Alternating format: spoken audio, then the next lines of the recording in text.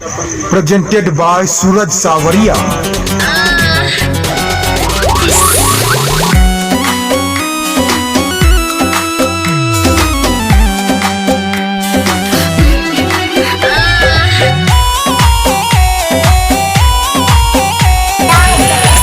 Savaria Music presents. ओठिया रसीले है तुमको ना छूने दूंगी, बॉयफ्रेंड तुम्हें बना के झूठे टेंशन में ना लूंगी। ओठिया रसीले है तुमको ना छूने दूंगी, बॉयफ्रेंड तुम्हें बना के झूठे टेंशन में ना लूंगी। लव में सबको खोना पड़ेगा। अरे सुनो, ससुरा में सैया संग सोना पड़ेगा, शादी के बाद तुझे रोना पड़ेगा। ससुरा में सैया संग सोना पड़ेगा, शादी के बाद तुम्हें रोना पड़ेगा। कुछ भी बोलते हो।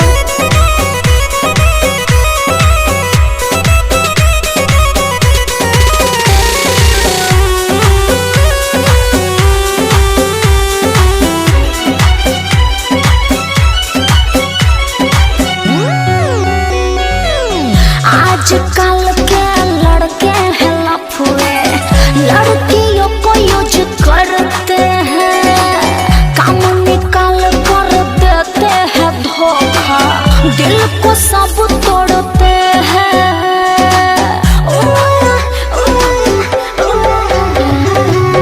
आजकल के लड़के हैं लफुए, लड़कियों को यूज करते हैं, काम निकाल कर देते हैं धोखा, दिल को सब तोड़ते हैं। 4 दिन की चांदनी है, मौज तुम उड़ा लो, प्यार वाला एप्पल बेदाना खा लो और खिला लो।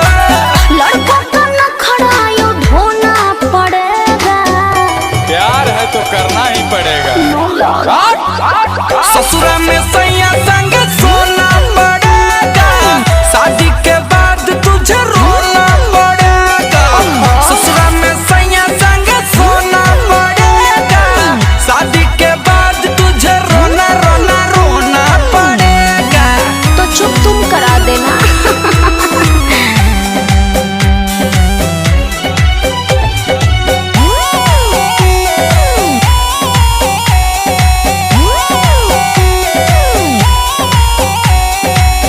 दिन रात मोबाइल पे मुझको नहीं चिपकना है, ओ मेरा बाबू राजा सोना, रोशन गुंजन न रटना है।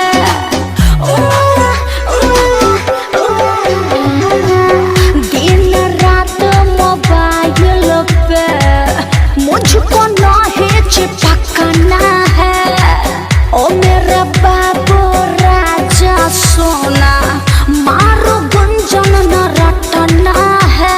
और बाहों में आकर देखो तुम खिलाएगा गुड, क्या फूल जैसे खिल जाओगी, बना रहेगा मूड। एक दूसरे का अखिलेश होना पड़ेगा, क्या समझे? अरे समझना क्या है, जो है वो करना पड़ेगा। ससुरा में सैया संग सोना पड़ेगा, शादी के बाद तुम्हें रोना पड़ेगा। साचो? ससुरा में सैया संग सोना पड़ेगा, शादी के बाद तुम्हें रोना पड़ेगा। OMG, ऐसा है क्या?